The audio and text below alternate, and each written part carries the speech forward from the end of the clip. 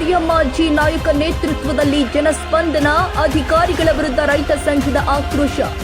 ರಾಯಚೂರು ಜಿಲ್ಲೆಯ ದೇವದುರ್ಗ ತಾಲೂಕಿನ ಸಾರ್ವಜನಿಕರ ಸಮಸ್ಯೆಗಳಿಗೆ ಧ್ವನಿಯಾಗಲು ಶಾಸಕಿ ಕರಿಯಮ್ಮ ಜಿ ನಾಯಕರವರು ಇಂದು ಮಹತ್ವದ ಹೆಜ್ಜೆಯನ್ನಿಟ್ಟಿದ್ದಾರೆ. ಪುರಸಭೆಯ 23 ವಾರ್ಡ್ಗಳ ಜನರ ಅಹವಾಲು ಆಲಿಸಲು ಹಮ್ಮಿಕೊಂಡಿದ್ದ ಜನಸ್ಪಂದನ ಕಾರ್ಯಕ್ರಮದಲ್ಲಿ ಅಧಿಕಾರಿಗಳ ನಿರ್ಲಕ್ಷ್ಯಕ್ಕೆ ಶಾಸಕರು ಮತ್ತು ರೈತ ಸಂಘದ ಮುಖಂಡರು ತೀವ್ರ ತರಾಟೆಗೆ ತೆಗೆದುಕೊಂಡ ಪ್ರಸಂಗ ಜರುಗಿದೆ. ಈ ಕುರಿತ ಒಂದು ವರದಿ ಎಲ್ಲಿದೆ ನೋಡಿ.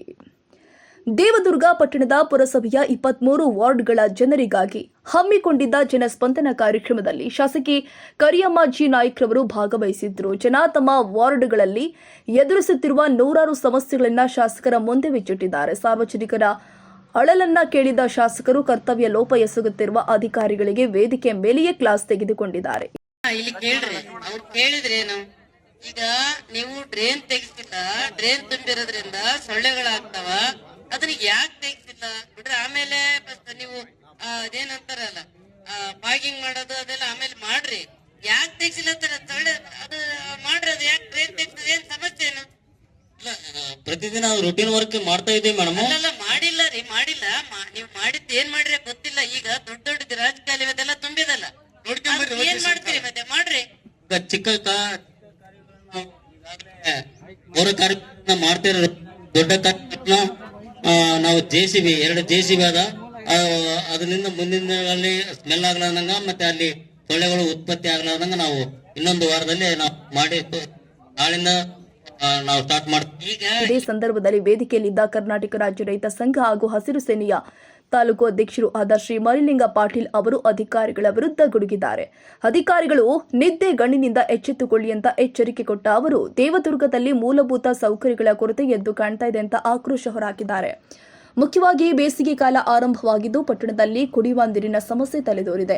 ಚರಂಡಿಗಳು ಸ್ವಚ್ಛಗೊಳಿದ ಕಾರಣ ಸೊಳ್ಳೆಗಳ ಕಾಟ ಹೆಚ್ಚಾಗಿದ್ದು ಜನಸಾಮಾನ್ಯರು ಸಾಂಕ್ರಾಮಿಕ ರೋಗಗಳಿಗೆ ತುತ್ತಾಗ್ತಾ ಇದ್ದಾರೆ. ಇಷ್ಟೆಲ್ಲ ಸಮಸ್ಯೆಗಳಿದ್ರೂ ಕೂಡ ಅಧಿಕಾರಿಗಳು ಮೌನಕ್ಕೆ ಶರಣಾಗಿರುವುದನ್ನ ಮರ್ಲಿಂಗ ಪಾಟೀಲ್ ಅವರು ಕಟುವಾಗಿ ಟೀಕಿಸಿದ್ದಾರೆ. ದೇವದುರ್ಗ ತಾಲೂಕು ವಾರ್ಡ್ನಲ್ಲಿ ಮೂಲಭೂತ ಸೌಕರ್ಯಗಳು ಸರಿಯಾಗಿಲ್ಲ. ಕಾರಣ ಏನಂದ್ರೆ ಮೊದಲನೇದಾಗಿ ಚರಂಡಿ ಎಲ್ ಬೇಕಲ್ಲೇ ಸ್ವಚ್ಛತೆ ಇಲ್ಲ. ಆ ಚರಂಡಿಯಿಂದ ಇದ್ರೆ ಸಾರ್ವಜನಿಕರಿಗೆ ರೋಗ ರುಜಿನ ಆಗ್ತಾರ. ಇವತ್ತಿಗೂ ನಮ್ಮ ರೈತರು ಅಥವಾ ಪಬ್ಲಿಕ್ ಜನರು ಹಾಸ್ಪಿಟಲ್ ಅಲಿದಾಡುವಂತ ಪರಿಸ್ಥಿತಿ ಆಗಿದೆ.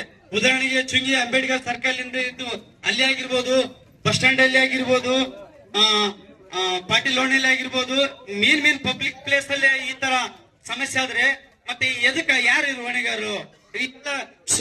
ಸೊಳ್ಳೆ ಕಚ್ಚಿಗೇಸಿ ಹಾಸ್ಪಿಟಲ್ ತಿರುವಂತ ಪರಿಸ್ಥಿತಿ ಆಗಿದೆ. ಬೆತ್ತಿವಾಡಿ ಕೂಡ ನೀವು ಯಾಕೆ ನಾನು ಕಳೆದ ಒಂದು ವಾರದಿಂದ ಹೇಳಿದೀನಿ 23 ಕೂಡಲೇ ಕಾರ್ಯ ಪ್ರವೃತ್ತರಾಗದಿದ್ರೆ ಮುಂದಿನ ದಿನದಲ್ಲಿ ತೀವ್ರ ಹೋರಾಟ ಮಾಡಬೇಕಾಗತ್ತೆ ಅಂತ ಅಧಿಕಾರಿಗಳಿಗೆ ತಾಕೀತು ಮಾಡಿದ್ದಾರೆ. ಬಳಿಕ ಶಾಸಕರಿಗೆ ಮನವಿ ಮಾಡಿದ ಮರಿಲಿಂಗ ಪಾಟೀಲ್ ದೇವದುರ್ಗ ಸಮಗ್ರ ಅಭಿವೃದ್ಧಿಗಾಗಿ ವಿಶೇಷ ಒತ್ತು ಕೊಡಬೇಕು ಮತ್ತು ಜನರ ಸಮಸ್ಯೆಗಳಿಗೆ ಶಾಶ್ವತ ಪರಿಹಾರ ಕಲ್ಪಿಸುವ ನಿಟ್ಟಿನಲ್ಲಿ ಕಠಿಣ ಕ್ರಮ ಕೈಗೊಳ್ಳಬೇಕು ಅಂತ ಆಗ್ರಹಿಸಿದರು.